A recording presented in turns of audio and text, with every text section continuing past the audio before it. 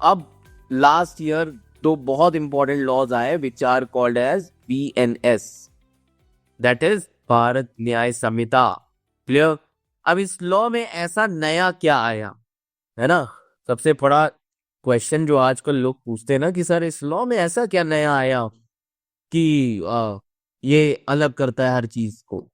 तो सबसे पहली चीज समझिए यहाँ पर, इस लॉ में दिस एडेड दी टेररिज्म, इसमें टेररिज्म ऐड किया गया है and organise crime as offences, जो कि IPC में नहीं था। This add terrorism and organise crime as offence. हम इसमें क्राइम बहुत सारे डिफाइन किए गए, लाइक किडनैपिंग, है ना, kidnapping is given, extortion, cyber crime committed on behalf of crime syndicate. कोई अगर इंसान है, मान लो क्राइम सिंडिकेट क्या है, मान लो दाऊद इब्राहिम बाहर रह रहा है और उसके कहने पर इंडिया में क्राइम हो रहा है, तो वो भी क्राइम में इंक्लूड किया जाएगा। Clear.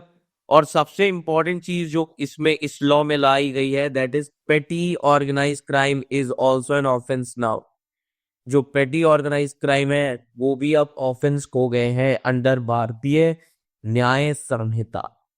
Clear.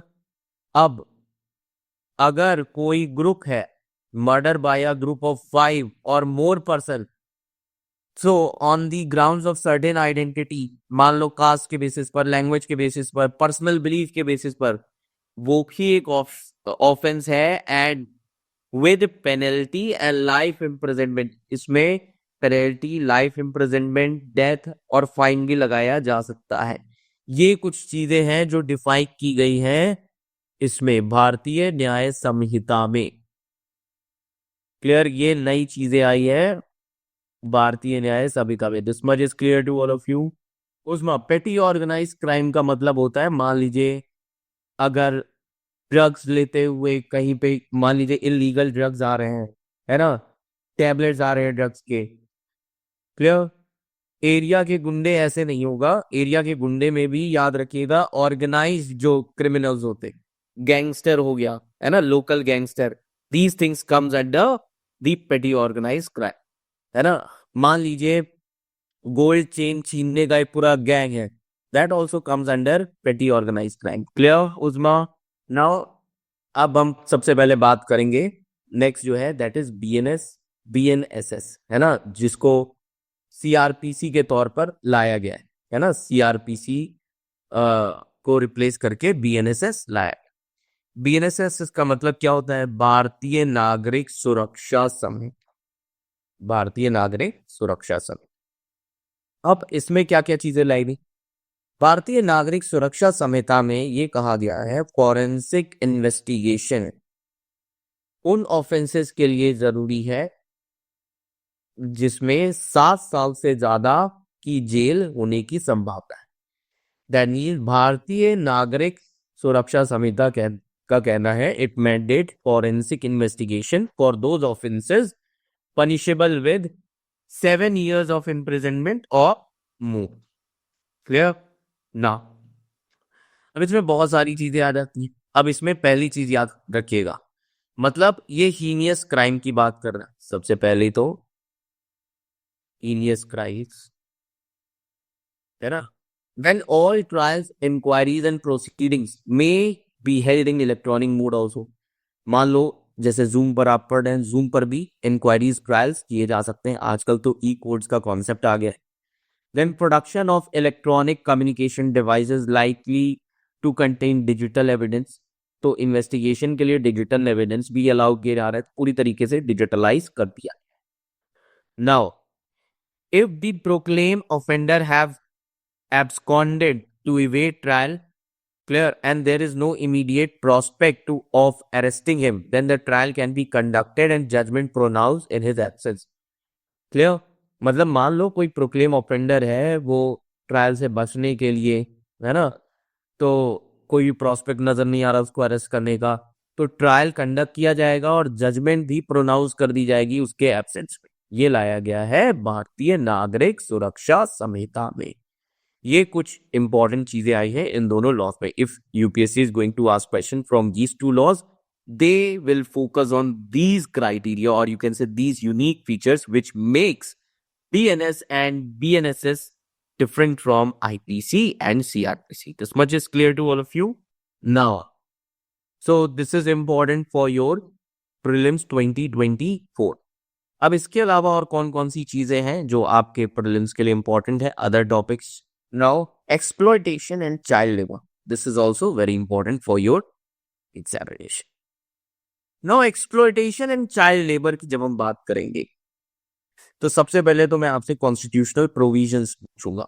What are the constitutional provisions? बताइए, what are the constitutional provisions with respect to child labour and exploitation? Article 23 and 24. बहुत सारे लोगों ने लिखा है, बिल्कुल सही है. तो सबसे पहले आप लोग बताइएगा, what is article 23 sub clause 1? What is article 23 sub clause 1? बताइए, what is article 23 sub clause 1? किस चीज के बारे में बात करता है? Human traffic and beggar. Okay, तो सबसे पहले 23 सब क्लॉज 1 की अगर हम बात करें, article 23 sub clause 1 against state and private. अब ये बहुत ध्यान से समझिएगा, against state and private. Okay, जब हम अगेंस्ट स्टेट एंड प्राइवेट की बात करते हैं, इससे रिलेटेड एक केस आया था. कितने लोगों को पता है? देयर वाज वन केस, कोई बताएगा? केस वाज पीपल्स, नहीं, ये केस तो बाद में आया है. स्पर्श जो आपने भेजा है, Bandhua Mukti Morcha, this is related to bonded labour. यहां पर अभी मैं बॉन्डेड लेबर की बात नहीं कर रहा हूं, अभी मैं बात कर रहा हूं against state and private.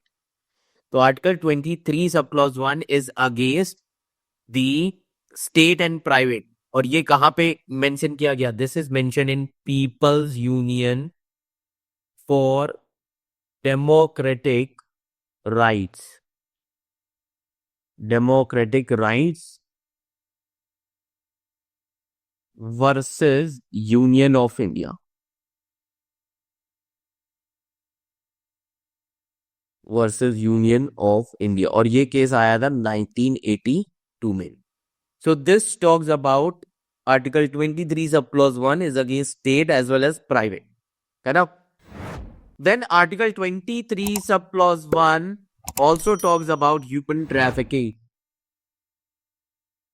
Human trafficking. है ना?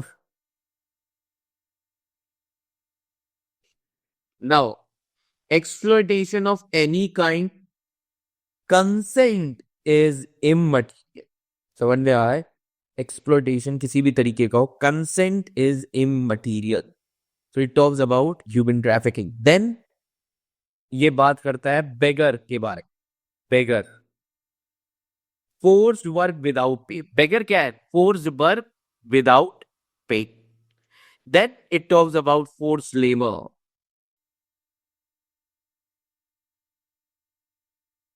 Forced labour, now force with less than minimum wages pay or no pay. Force labour क्या होता है? जहां पर मिनिमम वेजेस से कम दिया जा रहा है या पे नहीं किया जा रहा, that is called as force labour. है ना? और एक और होता है, that is called as bonded labour.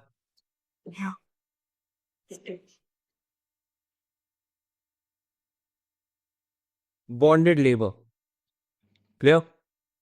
ना, बॉन्डेड लेबर क्या है? Bonded labour is also a force labour due to inability to pay that. मान लीजिए कोई अपना कर्जा नहीं दे पाए, पैसा नहीं दे पाए, उससे आप क्या करा रहे हो? काम करा रहे हो. That will be considered as a bonded labour. और इसी से रिलेटेड एक केस आया, और उस केस का नाम क्या है? उस केस का नाम है Bandhua Mukti Morcha. Bandhua Mukti Morcha versus Union of India. Union of India. और ये केस कब आया? 1984 में. क्लियर? ये सारी चीजें डिफाइन की हुई है कहां पर? 23 सब क्लॉज 1. देन अब अगर मैं आपसे कहूं कि I want you to connect Bharatiya Nyaya Sanhita with this clause, how are you going to connect? जो लास्ट ईयर भारतीय न्याय संहिता आया, now UPSC can connect question with that with respect to Article 23 sub clause 1. How are you going to connect भारतीय न्याय संहिता with Article 23 sub clause 1? बताइए. Trafficking is defined in भारतीय न्याय संहिता. Very good. Very good. Human trafficking की अभी हमने बात की Article 23 sub clause 1, है ना? And trafficking is defined under भारतीय न्याय संहिता. Very good. Trafficking is defined under भारतीय न्याय संहिता 2023, है ना? Now, भारतीय न्याय संहिता included trafficking as organized crime. Clear? Trafficking is included as an organized crime under भारतीय न्याय संहिता. Clear? And under trafficking, it covers slavery as well as sexual exploitation. Under trafficking, it covers slavery also, as well as sexual exploitation. Clear? Sanjana, yes, human trafficking considered as organized crime under Bharatiya Nyaya Samhita. This much is clear to all of you? Okay. Now try to understand. अब इस चीज को समझिएगा. International instruments with respect to this.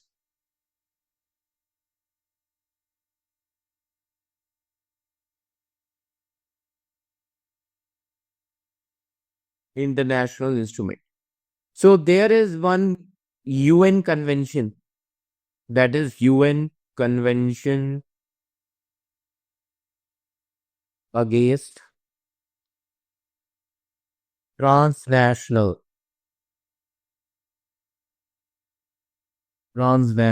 organized crime.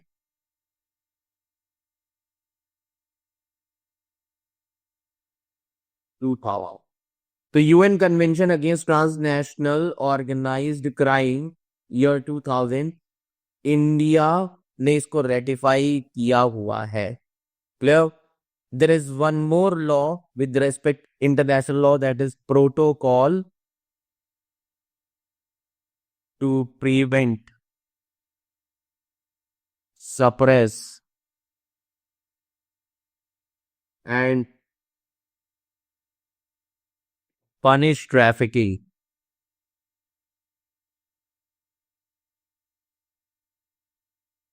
in persons,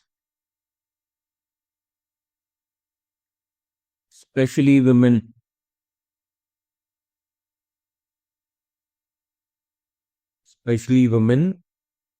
and children. Clear? इसको हम बोलते हैं Palmeiro protocol. आपने सुना भी होगा, पाल्मेरो न्यूज में रहता है protocol. So, with respect to this 23 sub clause 1, these two international laws also you can correct. This one is clear to all of you. अब आपको इसके अलावा और कुछ पढ़ने की जरूरत नहीं है, आपने सारी चीजों को एक जगह पर कलेक्ट कर लिया. Another article is Article 23 sub clause 2. 23 sub clause 2. अब Article 23 sub clause 2 क्या कहता है? It allows for state to impose compulsory service without discriminating on religion, race, caste or class or combining of them, combination of. Clear? तो ये कहता है state को कि स्टेट किसी भी तरीके का एक्सप्लॉयटेशन नहीं करेगा. Yes, it impose state compulsory to public service. Okay, prohibit discrimination on the basis of caste, religion, etc. Clear? तो ये this is related to state. So it allows state to impose compulsory service without discrimination on the basis of race, religion, caste, class, or combination of these things. Clear? Now, Article 24, जो Article 24 है. Now this Article 24 talks about child labor. It prohibits child labor. Now, it prohibits child labor below the age of 40. Yes, below age 14 in hazardous factories. Clear? Or in hazardous places. Clear? Now, अब इस अब इसीलिए because of this provision child labor prohibition and regulation act prohibition and regulation act 1986. Clear? Now, ये जो child labour prohibition and regulation act 1986 और इसी में एक और अमेंडमेंट लाया गया 2016 में, वो अमेंडमेंट ये था कि no child labour except in entertainment. Clear? No child labour except in entertainment and family establishment, ताकि उनकी स्टडीज पर कोई इफेक्ट ना करे. मतलब 0 to 14 ये जो एज है, no child labour except in entertainment industry, है ना, जैसे बॉलीवुड हो गया, पिक्चर फिल्म्स हो गए, है ना, and family establishment without affecting their industries. Now अब ये इसी एक्ट में लाया गया in the age of 14 to 18. अब इसमें क्या कहा गया? Between 14 to 18. अब इसमें कहा गया no child labour in mines. No child labour in mines or explosives, clear, or inflammable substance industries. Clear? This is done under Article 24. This much is clear to all of you. Now, I'm going to give you one chart here. Now, see this chart. पहले इस chart को ध्यान से पढ़िए, है ना? And there is certain differences. Clear? There are certain differences. Like, सबसे पहले फीचर्स दिए हुए हैं, देन कुछ एक्ट्स लिखे हुए हैं आपके सामने स्क्रीन पर. Immoral traffic prevention act 1956. Second है bonded labour system abolition act 1976. Then है protection of children from sexual offences, that is POCSO, है ना, 2012. Then juvenile justice 2015. What is the purpose of Immoral Traffic Prevention Act 1956? अब इसका purpose क्या है? इसका purpose है trafficking for commercial sexual exploitation, उसको रोक. जितनी भी ट्रैफिकिंग होती है कमर्शियल पर्पस के लिए, है ना, उनको रोक. Then rescue investigation trial, trafficking police officer special courts are created. इनको रेस्क्यू कौन करता है, इन्वेस्टिगेट कौन करता है? ट्रैफिकिंग पुलिस ऑफिसर्स होते हैं, स्पेशल बोर्ड्स होती है इसके लिए. Relief and rehabilitation, protective homes create किए गए हैं. क्लियर? या intermediate safe custody of victims, victims की सेफ कस्टडी होती है. These things are given under Immoral Traffic Prevention Act 1956. Now, another act that is Bonded Labor System Abolition Act of 1976. अब इसमें क्या कहा है? यहां पर कहा गया है अगर लोगों को एक्सप्लॉइट किया जा रहा है as a bonded labour, that is punishable thing, है ना. एक्सप्लॉइटेशन अगर हो रहा है एज ए बॉन्डेड लेबर. अब यहां पर रेस्क्यू इन्वेस्टिगेशन कौन कराएगा? District magistrate is there. State government में allow executive magistrate to hear the cases. State government permission दे सकती है एग्जीक्यूटिव मजिस्ट्रेट को इन केसेस को हियर करने की. रिलीफ एंड रिहैबिलिटेशन, इसके लिए विजिलेंस कमिटीज हैं जिनका काम होता है इकोनॉमिक रिहैबिलिटेशन करना एंड क्रेडिट देना फ्री लेबर. क्लियर? तो इस तरीके से लाया गया bonded labour system act 1970. Then next है protection of children from sexual offences act 2012. इसका एम है चिल्ड्रन को सेक्सुअल अब्यूज और एक्सप्लॉयटेशन से प्रोटेक्ट करना. Children should be protected from sexual abuse and exploitation. Rescue investigation, preferably women officers इसमें होती है, सबसे ज्यादा विजिलेंस के खिलाफ होता है ये. And special codes are created. Then relief and rehabilitation, it is not applicable. Clear? Not applicable. Clear? Relief and rehabilitation, it is not applicable. Then Juvenile Justice Act 2015. Clear?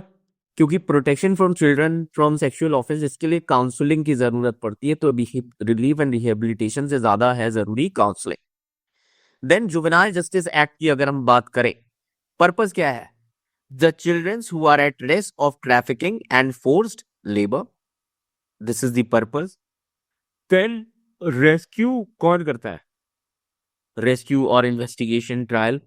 So child welfare is there, police officers are there, child welfare police officers हैं, special course इनके लिए भी बनाई गई। Then relief rehabilitation, child welfare committee एक होती है जो डिसाइड करती है whether to send the child to parents और रिहेबिलिटेशन होम, कि चाइल्ड को रिहेबिलिटेशन होम सेंटर भेजा जाए या पेरेंट्स के पास भेजा जाए, ये डिसाइड करती है child welfare committee. So these important acts are there.